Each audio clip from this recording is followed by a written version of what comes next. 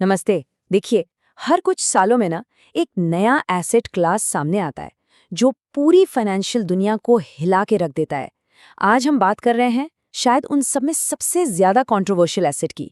तो आज का हमारा मेन सवाल ये है, क्या बिटकॉइन में पैसा लगाना वाकई एक समझदारी का सौदा है? चलिए इसकी गहराई से पड़ताल करते हैं। बिटकॉइन पर होने वाली पूरी की पूरी बहस वो आकर इसी एक सवाल पर टिक जाती है। क्या ये सच में एक सोने का डिजिटल वर्जन है जो हर आर्थिक उतार चढ़ाव में आपकी वैल्यू को बचाए रखेगा, या फिर ये सिर्फ 17वीं सदी के उस डच ट्यूलिप मेनिया जैसा है, एक सट्टा, एक बुलबुला जो फूटने के लिए ही बना है? इसी सवाल का जवाब आज हम ढूंढने की कोशिश करेंगे।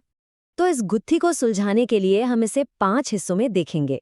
सबसे पहले हम ये समझेंगे कि क्या बिटकॉइन एक नया एसेट क्लास है। फिर हम ये जानेंगे कि आखिर ये काम कैसे करता है। उसके बाद हम इसमें इन्वेस्ट करने के फेवर में जो तर्क दिए जाते हैं उन्हें तोलेंगे, और फिर इसके खिलाफ जो मजबूत दलीलें हैं उन पर भी नजर डालेंगे।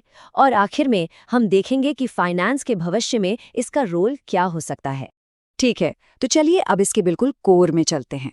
इससे पहले कि हम ये तय करें कि इसमें पैसा लगाना चाहिए या नहीं, हमें ये समझना होगा कि इसकी टेक्नोलॉजी क्या है।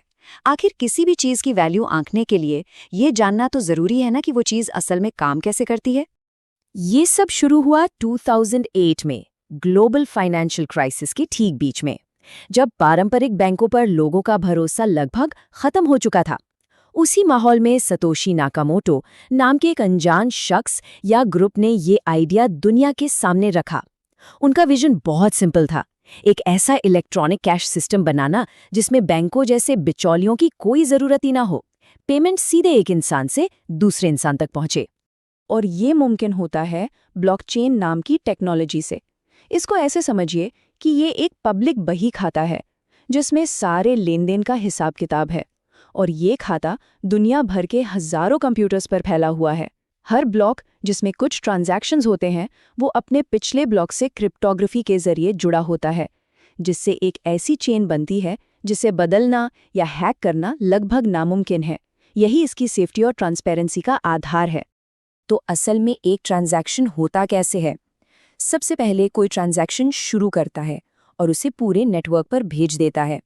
फिर माइनर्स कहे जाने वाले पावरफुल कंप्यूटर्स एक बहुत ही मुश्किल मैथ पजल को सॉल्व करने की रेस लगाते हैं। जो माइनर इसे सबसे पहले सॉल्व कर लेता है वो उस ट्रांजैक्शन के ब्लॉक को चेन में जोड़ देता है, और फिर पूरा नेटवर्क उसे वेरीफाई करता है। इसी प्रोसेस को प्रूफ ऑफ वर्क कहते हैं, और यही नेटवर्क को सिक्योर रखता है। अच्छा, अब जब हम इसकी टेक्नोलॉजी थोड़ी बहुत समझ गए हैं, तो अब ये देखते हैं कि इसमें इन्वेस्ट करने के पीछे सबसे बड़ा तर्क क्या है। और ये सब टिका है डिजिटल स्कार्सिटी यानी डिजिटल दुर्लभता के आइडिया पर।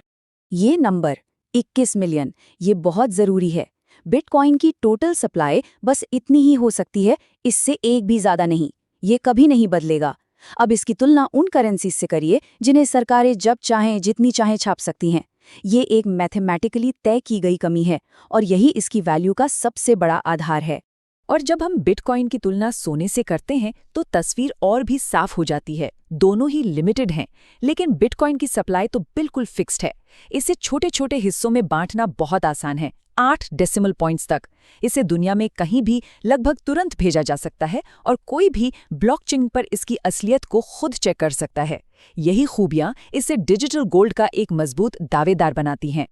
और ये सिर्फ कोई थ्योरी नहीं है, हम असल में एक ट्रेंड देख रहे हैं जहां माइक्रो स्ट्रैटेजी और स्क्वायर जैसी बड़ी कंपनियां अपनी बैलेंस शीट में बिटकॉइन को जोड़ रही हैं।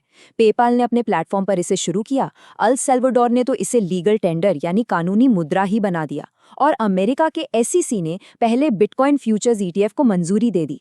ये सब दिखाता है कि इसे फाइनेंशियल दुनिया में अब गंभीरता से लिया जा रहा है। चलिए अब सिक्के का दूसरा पहलू भी देख लेते हैं। वो क्या वजह हैं जो इसके खिलाफ जाती हैं? बात करते हैं अस्थिरता, रेगुलेशन और इससे जुड़े खतरों की। नोबेल प्राइज जीत चुके जोसेफ स्टिग्लिट्स जैसे बड़े बड़े इकोनॉमिस्ट्स का तर्क है कि बिटकॉइन का समाज के लिए कोई खास फायदेमंद काम नहीं है। देखिए, जैसे शेयर्स कंपनियों को फंड करते हैं या बॉन्ड्स सरकारों को, बिटकॉइन अपने आप में कुछ भी प्रोड्यूस नहीं करता। ये एक बहुत गंभीर आलोचना है जो इसकी असली यूटिलिटी पर ही सवाल उठाती है। और यहाँ एक बहुत बड़ी प्रैक्टिकल दिक्कत है, इसकी कीमत का बेहिसाब ऊपर नीचे होना। बिटकॉइन की वैल्यू कुछ ही घंटों में बहुत तेजी से बदल सकती है। ये चीज़ इसे एक स्टेबल स्टोर ऑफ वैल्यू बनने से रोकती है। मतलब आप भरोसे से इसमें अपनी बचत नहीं रख सकते और न ही इसे रोज़मर्रा की खरीद फरोख्त के लिए इस्तेमाल कर सकते हैं। ये स्लाइड उन कई खतरों को दिखाती है जिनका सामना इन्वेस्टर्स को करना पड़ता है, पर इसे आसान भाषा में समझते हैं। फाइनेंशियल रिस्क हैं, जैसे मार्केट का अचानक क्रैश हो जाना। टेक्निकल रिस्क हैं, जैसे कोड में कोई गड़बड़ी हो जाए और आपका फंड अटक जाए।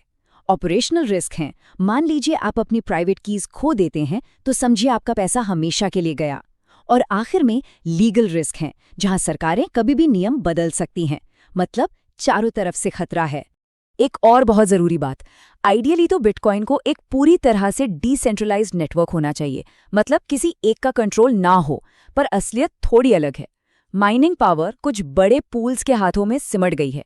2014 में तो एक पूल घास.io ने कुछ देर के लिए नेटवर्क के 51% से ज्यादा हिस्से पर कंट्रोल कर लिया था, जिससे सैद्धांतिक रूप से वो ट्रांजैक्शंस में हेरफेर कर सकते थे।